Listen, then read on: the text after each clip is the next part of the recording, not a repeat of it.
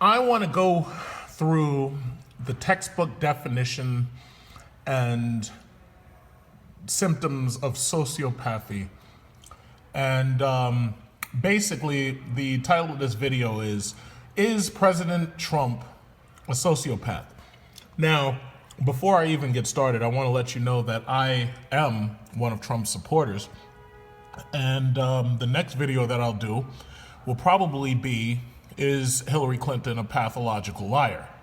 Or possibly, is Hillary Clinton a sociopath? Because I think we all remember that little story about, sniper fire that she shared with us. So let's look at some of the classical symptoms of sociopathy. Number one, sociopaths are charming. Sociopaths have high charisma and tend to attract a following just because people want to be around them. They have a glow about them that attracts people who typically seek guidance or direction. That sounds a lot like a country that feels that its leaders have betrayed them and aren't leading them properly in the right direction. That kind of sounds like that, doesn't it?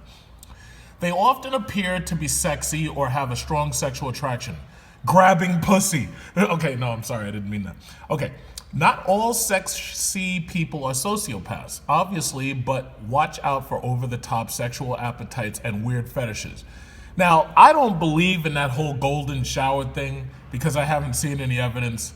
But one thing I will say is, from what I know about psychology, rich people tend to be sexual deviants simply because the positive reinforcement of getting money doesn't really give them anything anymore. It doesn't give them the same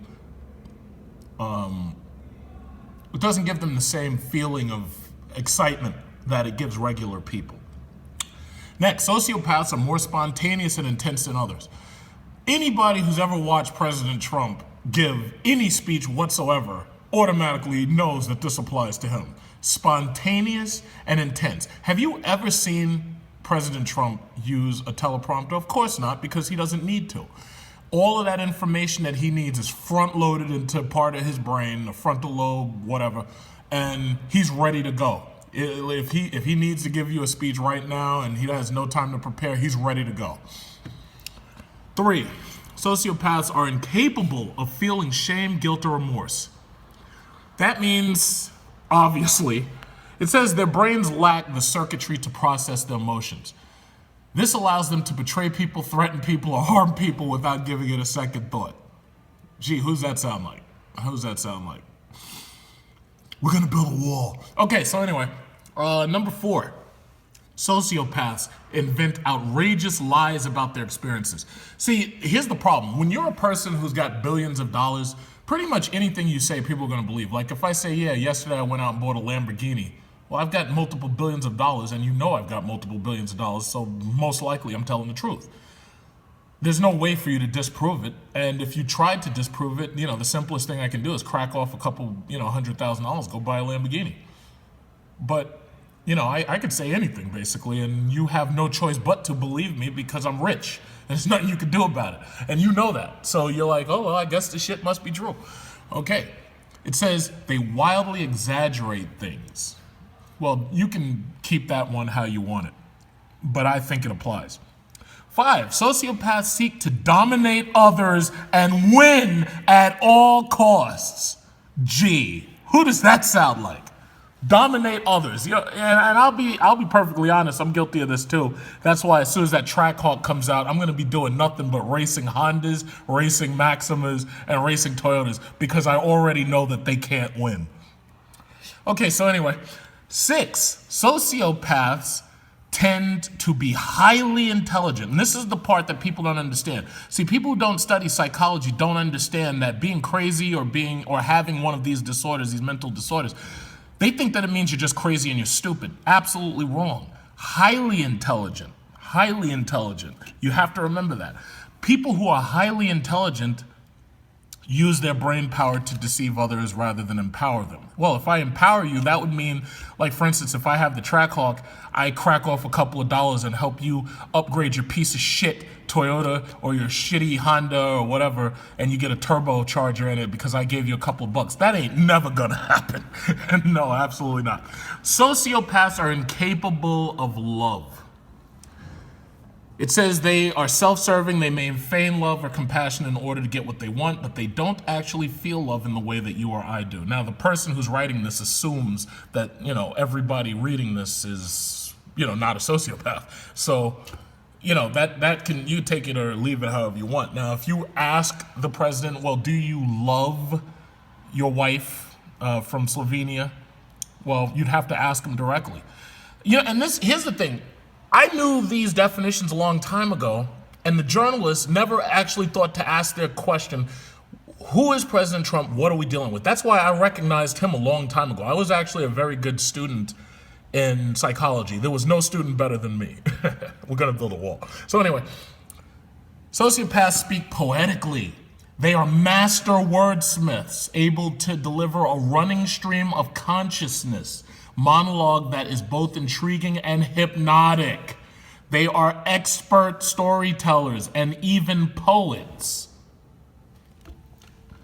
Sociopaths never apologize.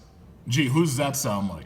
They are never wrong. They never feel guilt. They can never apologize. Apologies are a sign of weakness. If I apologize, I'm showing you that I'm wrong. Fuck that, I'm not wrong. I'm not wrong ever. You're wrong.